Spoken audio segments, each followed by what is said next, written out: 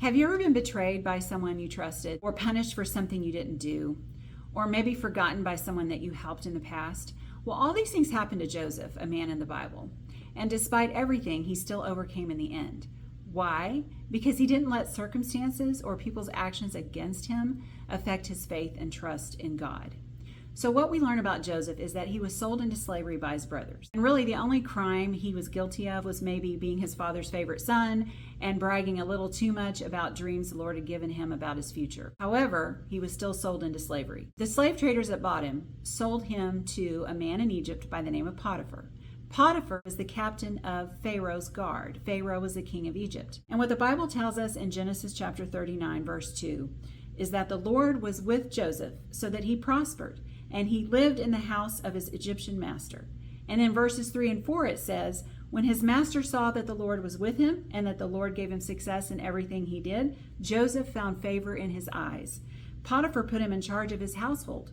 In fact, he entrusted to his care everything he owned, the Bible tells us. Was it a good thing for Joseph to be sold into slavery? Of course not.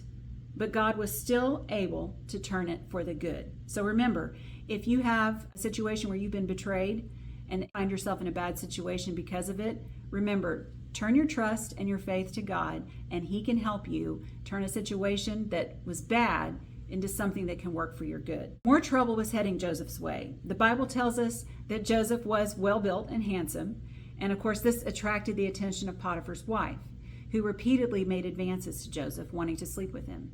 But Joseph refused repeatedly. And one day, Potiphar's wife caught him alone in the house, grabbed his cloak, intending to try to force him to sleep with her. Joseph fled, leaving his cloak behind. So Potiphar's wife went and told her husband the complete opposite of what actually happened, and said that Joseph had tried to force her to sleep with him. So of course, Potiphar believed his wife, was angry, and had Joseph thrown into prison. Yet even in prison, Genesis chapter 39 verse 21 says, the Lord was with him.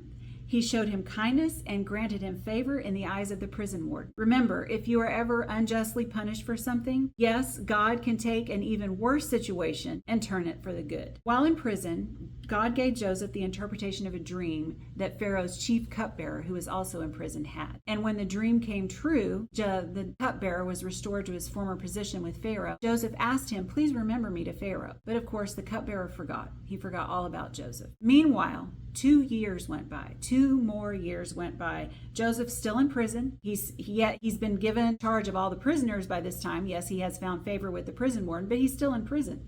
Yet, he still kept his faith in God.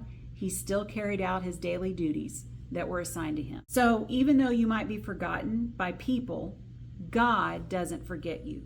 Remember, He is still able to bring a good outcome from a situation or a bad situation that you think seemingly is going on forever. God wasn't finished with Joseph yet. Genesis 41 talks about a dream that Pharaoh had that none of his magicians or wise men was able to interpret. All of a sudden, the chief cupbearer remembers Joseph, so he mentions him to Pharaoh. Pharaoh brings Joseph in. The Lord gives Joseph the interpretation of Pharaoh's dream. Pharaoh makes Joseph second in command, second only to him, Pharaoh, in all of Egypt. This position gives Joseph the ability to prepare and store food up for the famine that was coming. You can't always see the big picture. I can't always see the big picture. People, friends, and family can't always see the big picture.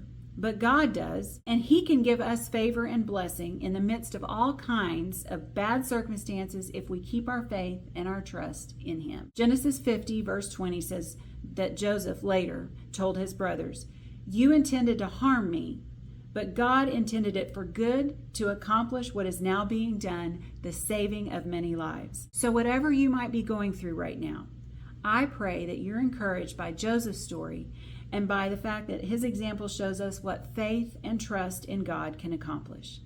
So I leave you with Paul's words to the church in Rome in Romans 8:28. And we know that in all things God works for the good of those who love Him and who have been called according to His purpose. God bless you.